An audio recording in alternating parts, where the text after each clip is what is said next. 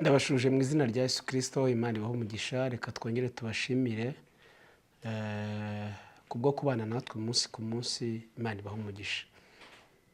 Tujya tubona abaduhamagara batwandikira, niba hari ikintu kinezeza umutima wanjye narabibabwiye, no kubona umuntu anyandikira, no kubona umuntu ampamagara ambwira ngo yafashijwe n'amagambo y'Imana yanyuzemo. Biranezeza ku rwego ntashobora kukubwira. Bishimisha umutima wanjye nkabwira Imana ngo Mana komeza ume ibifasha imitima y'abantu, kuko nanjye njya nakira ibimpembura binyuze mu bandi. Iyo numvishe ko hari umutima wahembutse ku bwanjye rero ndanezerwa, nkabwira Imana ngo Imana ishimwe ko hari uwo nabereye igisubizo, hari uwo nabereye ihumure. Ujye uharanira mu by'ukuri kubera abandi ihumure, ujye uharanira kumva hari umuntu wanezerwa ku bwawe, niwo mugisha. Nta kindi duharanira kuri iyi si, ko tuzayivaho, hari nabo twayisanzeho batakiriho. Ujye uharanira gukora neza rero, ujye uharanira kuba ibyishimo by'abandi aho ushoboye. Imana ibaho umugisha. Reka dushimire Imana rero ko iduhaye nanone uyu mwanya kugira ngo tuganire ijambo ryayo. Mana turagushimiye kuri Imana nziza, uri Imana ikomeye kandi uri Imana ihambaye.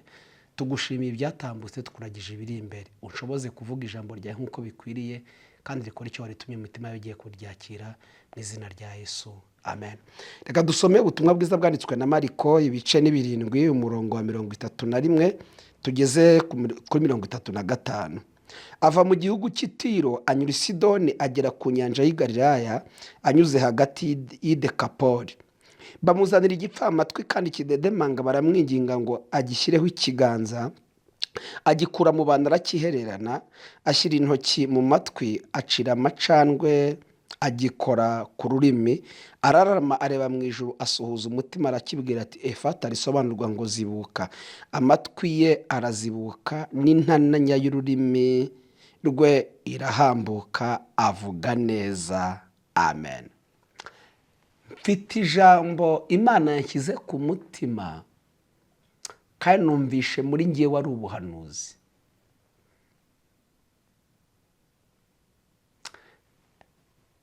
Ari ukuntu ijambo Imana iri guha, ukumva nawe ubwawe rikubereye ubuhanuzi utarajya no kuriha abandi.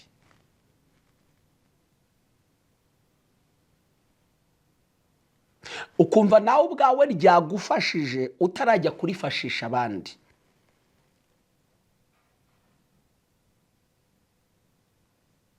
Imana yambwiye ngo nkubwire ngo hari ibintu igiye gukora mu buzima bwawe yakwihereranye.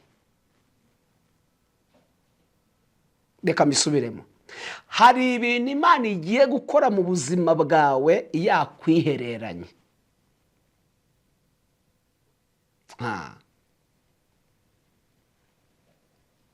Ndagira ngo mbabwire ko hari ibihe by'ubuzima tubamo, isi kamera nk'aho idutaye, isi kamera nk'aho idusize, isi kamera nk'aho idutaye twenyine. Uwari ufite inshuti akaba hatagifite inshuti. Hari igihe ubuzima budukuraho abantu, hari n'igihe ubuzima butuzanira abantu. Ariko nagutumwaho nkubwire ngo hari ibintu Imana igiye gukorera mu bwiherero. Haleluya. Imana igiye gukorera ibintu mu bwiherero, abantu benshi bagiye gutungurwa. Imana igiye kukwihererana maze igira ibintu ikora mu buzima bwawe.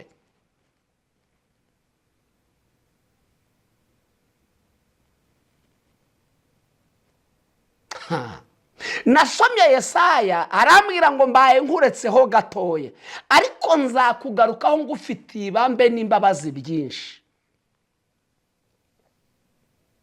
Ndashimira Imana ko hari ibintu Imana igiye gukorera ahantu hiherereye, ku buryo abantu bazakubona bavuga ngo bigenze gute uyu muntu haba ese amateka yahindutse ko tuguheruka umeze gutya, ibi byabaye rya. Ndashimira Imana mu nyumva iki kintu, hari ibintu Imana igiye gukora mu buzima bwawe, abantu bazatungurwe n'ibyo ikoze mu buzima bwawe.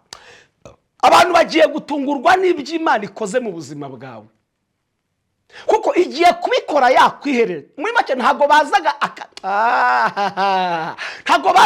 akazi Imana iri gukora mu buzima bwawe, kuko yakuvanye mu bantu. Ndashimira Imana, ubwo Dawidi yari mu ishyamba, bari bazi ko ari mu ishyamba aragiye gusa, kumbe hari akazi Imana yari iri gukora muri Dawidi. Dawidi yavuye mu ishyamba aje gusukwaho amavuta. Ndashimira Imana yuko hari ibintu Imana igiye gukorera ahantu hiherereye. Dawidi yaje iwabo, Imana imuvanye mu ishyamba ari imwibutse, bene se bamwibagiwe, na se wamubyaye yamwibagiwe, Imana bari imwibuka. Mbibutse ko Imana itwibutsa abatwibagiwe. Uyu mwaka hari abantu bankurikiranye Imana izibuka, bituma babibagiwe babibuka, kuko Imana yabibutse. Kandi buno ni ubuhanuzi.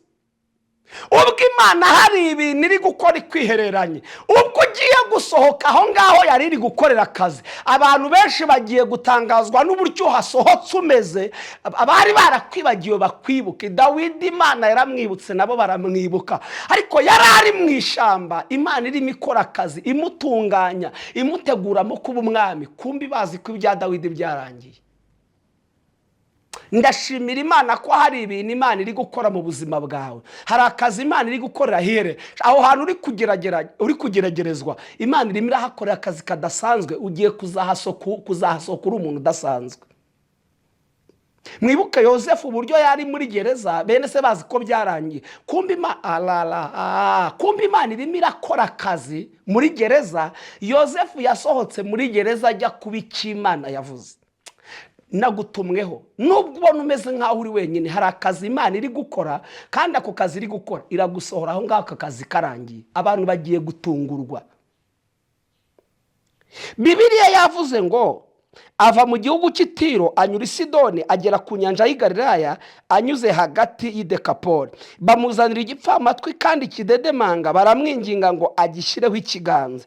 Agikura mu bantu arakihererana, agishyira intoki mu matwi, acira amacandwe, agikora ku rurimi. Ararama areba mu ijuru, asuhuza umutima, arakibwira ati fata, risobanurwa ngo zibuka.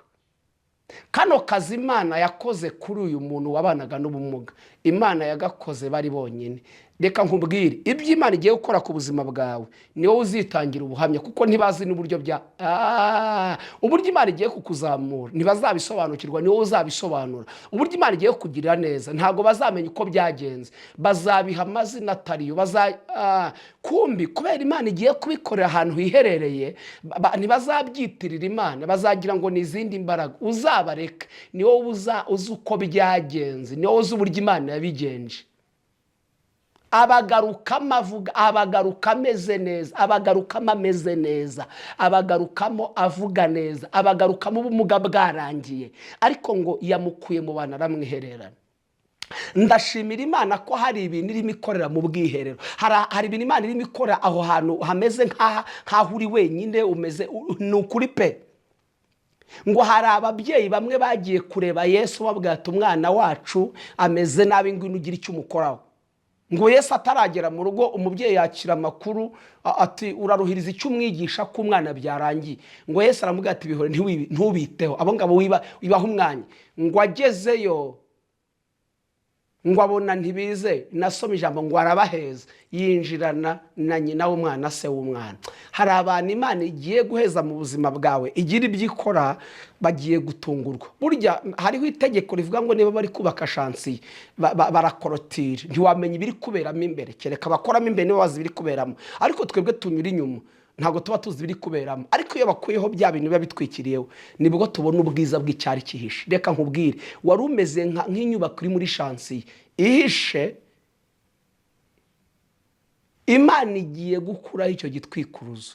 Imana igiye gutwikura, kuko igihe cyo kumurika akazi imaze iminsi ikora, igihe cyo gushyira hanze imirimo imaze ikora ku buzima bwawe, imaze iminsi ikora ku buzima bwawe harageze.